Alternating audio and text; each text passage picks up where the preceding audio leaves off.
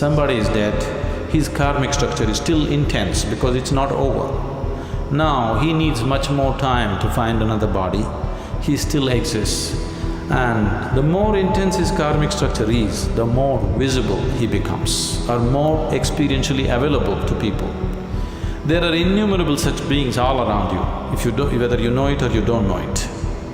But most of them you won't feel because their karma is dissipated. They're just waiting for more dissipation before they find another body. But if their karma is very intense, this is why they told you in the tradition, if somebody dies unnaturally, either by accident or suicide or some other way, they will become ghosts. It is not so, everybody becomes.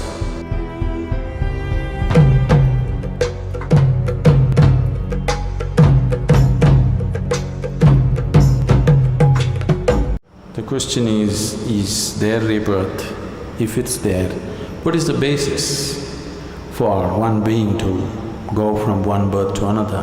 What is it that carries a person from one to another? Now if you need to understand this, you must have some understanding of the mechanics of who you are. I'm talking about the mechanics of how a human being is built.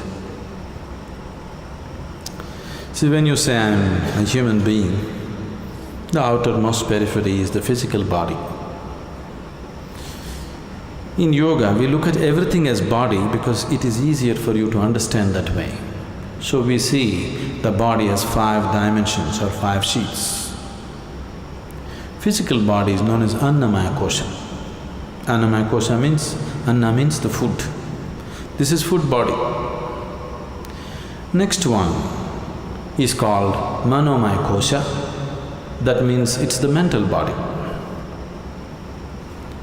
The third one is called Pranamaya Kosha, which means the energy body. Physical body, mental body, energy body. All these 3 dimensions are physical. They are physical existence. Physical body is very gross, mental body is subtler, energy body is even subtler, but all these 3 are physical. It's just like the light bulb is physical, you can see that. The electricity behind also is physical, isn't it? The wire that connects is also physical, the electrons that flow through the wire also are physical existence. So similarly, physical body, mental body, pranic body, all are physical dimensions of life.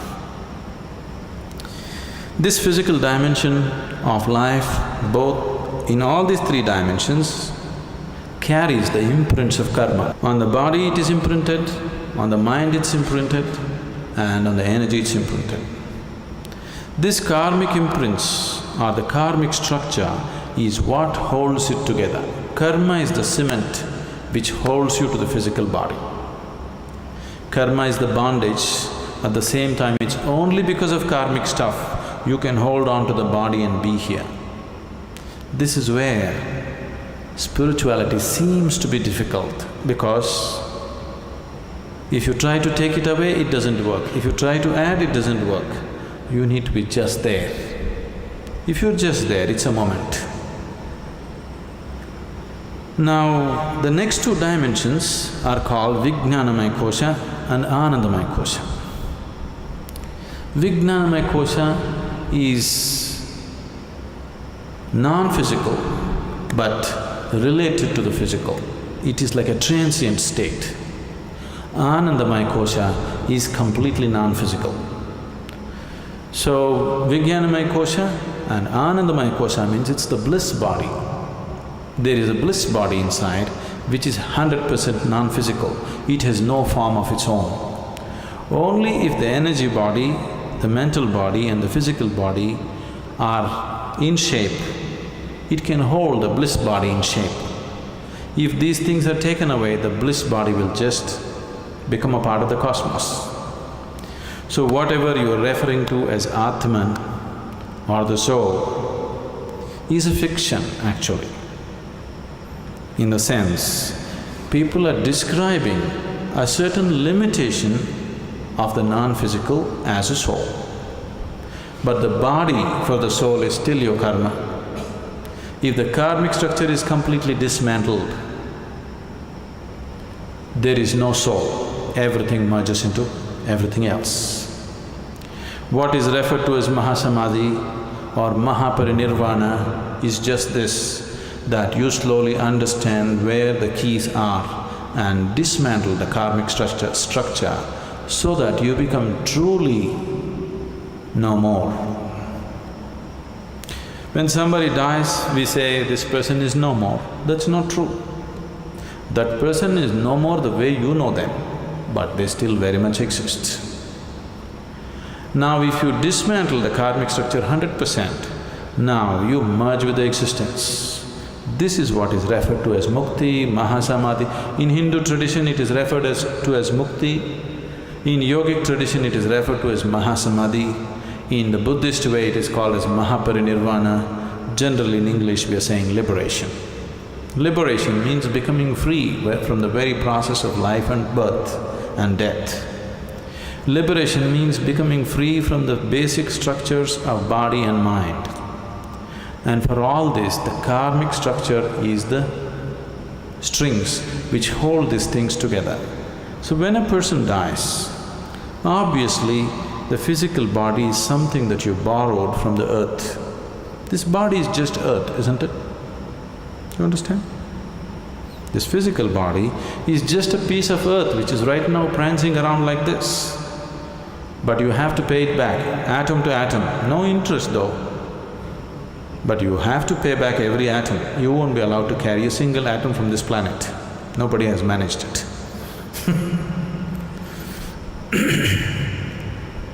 Physical body will fall apart. The mental body and the pranic body, depending upon the strength of your karma, goes on. If the karmic structure is very intense, unfinished, then it has to finish it. If the karma has become weak because it has run its course, then it very easily finds another body. If it has to find another body, the intensity of the structure should come down, it should become passive. If it is very intense, it cannot find, it has to hang. So this is what you're referring to as ghosts. Somebody is dead, his karmic structure is still intense because it's not over. Now he needs much more time to find another body, he still exists. And the more intense his karmic structure is, the more visible he becomes or more experientially available to people. There are innumerable such beings all around you, whether you know it or you don't know it. But most of them you won't feel because their karma is dissipated. They're just waiting for more dissipation before they find another body. But if their karma is very intense, this is why they told you in the tradition, if somebody dies unnaturally, either by accident or suicide or some other way, they will become ghosts. It is not so, everybody becomes. It is just that they are more experienceable. They are more available to your experience because they have more intense karmic structures. So you people may experience them little more than other beings who die of old age. If one completely completes his allotted karma for that life, he will die just like that, without disease, without accident, without any injury. When one dies simply like that, that person may find another body within hours. This is why in this tradition always they said, if one completes his life and dies peacefully, it's the best way to die because he need not hang around.